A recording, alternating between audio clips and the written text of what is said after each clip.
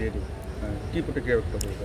চাওক, প্ৰথম কথা হ'ল যোৱাকালি যি ভূমি বিবাদক কেন্দ্ৰ কৰি মাৰপিটৰ ঘটনা সংঘটিত হ'ল, কেইবাজন আহত হ'ল, এই ঘটনাটোক আমি সদৌ অসম সংখ্যালঘু ছাত্ৰলীয়ে প্ৰথমতে তীব্ৰভাৱে নিন্দা কৰিছোঁ, গৰিহণা দিছোঁ।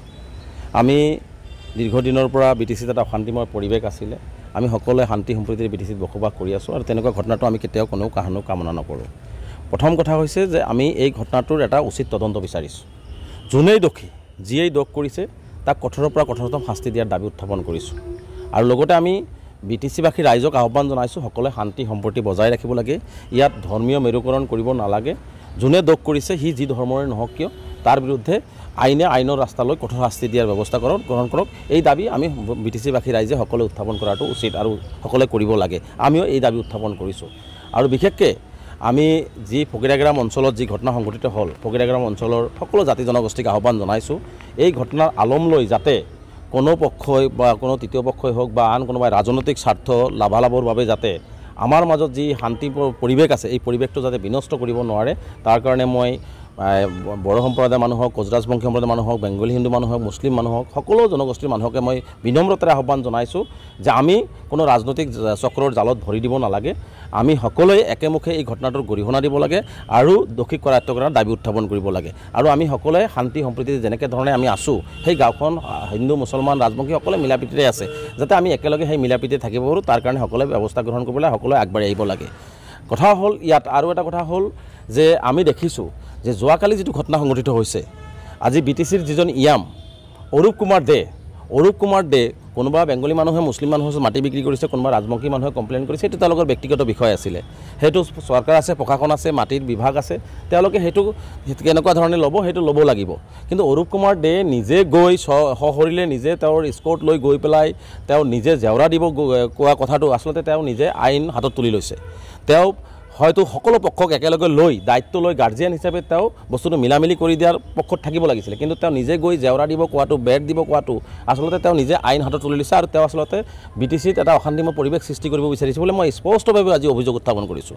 লগতে আজি দেখিছোঁ যে অসম চৰকাৰৰ দায়িত্বশীল মন্ত্ৰী জয়ন্ত মল্ল ডাঙৰীয়া আজি তাত উপস্থিত হৈছিল। আমি আশা কৰিছিলোঁ যে BTCত এটা শান্তিময় পৰিৱেশ আছে, যে জয়ন্ত মল্ল ডাঙৰীয়া এজন দায়িত্বশীল মন্ত্ৰী, তেখেতে গৈ সকলো জাতি জনগোষ্ঠীৰ প্ৰতিনিধিক মাতি আনি যোনে দোষ কৰিছে সেই দোষী ব্যক্তিসকলক কঠোৰৰ পৰা কঠোৰতম শাস্তি বিহাৰ দাবী উত্থাপন কৰিব আৰু যাতে এনেকুৱা ধৰণৰ ঘটনা সংঘটিত নহয়, সকলোৱে যাতে মিলাপ্ৰীতিত থাকিব পাৰে এই আহ্বান জনাব।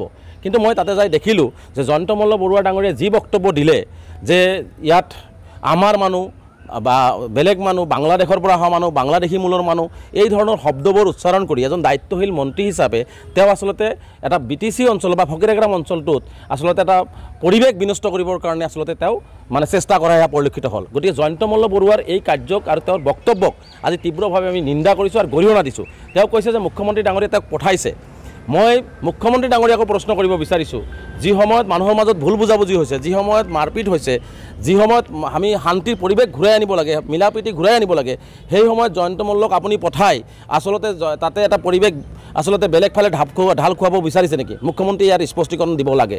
গতিকে মই মুখ্যমন্ত্ৰী ডাঙৰীয়াক আহ্বান জনাম, এনেকুৱা ধৰণৰ অযোগ্য মন্ত্ৰীক পঠাই আপুনি এনেকুৱা ধৰণৰ আমাৰ মাজত থকা ভাতৃত্ববোধ বিনষ্ট কৰাৰ কাৰণে আপুনিও চেষ্টা নকৰিব।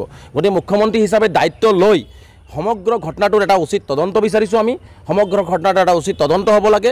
তদন্ত হৈ যোনে দোষী তেওঁক কঠোৰৰ পৰা কঠোৰতম শাস্তি দিব লাগে, যিমান যি শাস্তি আছে সকলো শাস্তি দিয়াৰ ব্যৱস্থা গ্ৰহণ কৰিব লাগে। আৰু মই ইতিমধ্যে আক্ৰাছুৰ লগতো কথা পাতিছোঁ, কোচ ৰাজবংশী বিভিন্ন সম্প্ৰদায়ৰ মানুহৰ লগতো কথা পাতিছোঁ, বেংগলী সম্প্ৰদায়ৰ মানুহৰ লগত কথা পাতিছোঁ। আমি কথা পাতি আছোঁ, আমি সকলোকে আহ্বান জনাই আছোঁ যে এই ঘটনাটোক লৈ যাতে কোনো ধৰণৰ বেলেগ এটা ইছ্যু হ'ব নালাগে, আমাৰ মানুহ বেলেগ মানুহ এনেকুৱা হ'ব নালাগে, আমি সকলোৱে একে মানুহ, আমি অসমৰে মানুহ, আমি অসমীয়া, একেই BTCৰ মানুহ, আমি সকলোৱে মিলাপ্ৰীতিত থাকিব লাগিব। এই কথাবিলাক আমি আলোচনা ইতিমধ্যে আৰম্ভ কৰিছোঁ আৰু মই ফকীৰাগ্ৰামবাসী ৰাইজকো আহ্বান জনাইছোঁ যে এই ঘটনাৰ আলম লৈ যাতে আৰু বেলেগ পৰিৱেশ বিনষ্ট নহয়, তাৰ কাৰণে সকলোৱে সজাগ থাকক আৰু শান্তি সম্প্ৰীতি সকলোৱে বজাই ৰাখক। আৰু জয়ন্ত মল্ল ডাঙৰীয়াক আমি স্পষ্টভাৱে নিন্দা কৰাৰ লগতে স্পষ্টভাৱে আমি সকীয়াই দিছোঁ যে আপুনি দায়িত্বশীল মন্ত্ৰী হিচাপে এনেকুৱা ধৰণৰ মন্তব্য কৰি মানুহৰ মাজত ভুল বুজাবুজি সৃষ্টি নকৰিব। ইয়াম অৰূপ কুমাৰ দেক কৈছোঁ, মানুহৰ মাজত ভুল বুজাবুজি সৃষ্টি কৰি ৰাজনৈতিক লাভালাভ লোৱাৰ চেষ্টা নকৰিব। ৰাজনীতিৰ ঠাইত ৰাজনীতি কৰক, কিন্তু মানুহৰ মাজত বিভেদ সৃষ্টি কৰি দি, মানুহৰ মাজত হিংসা সৃষ্টি কৰি দি ৰাজনীতিৰ লাভালাভ ল'ব যাতে নালাগে, এনেকুৱা কাম যাতে আপোনালোকে নকৰে, তাৰ কাৰণে আপোনালোকক স্পষ্টভাৱে আমি সকীয়াইছোঁ।